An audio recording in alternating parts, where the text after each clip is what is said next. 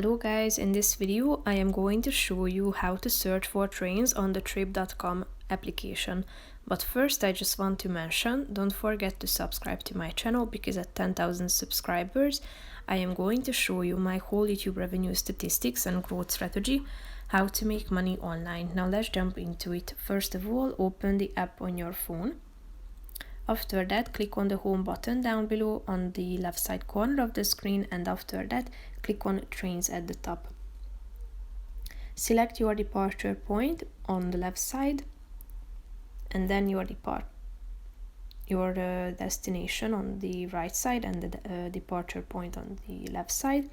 After that, click on the date and select the dates on the calendar.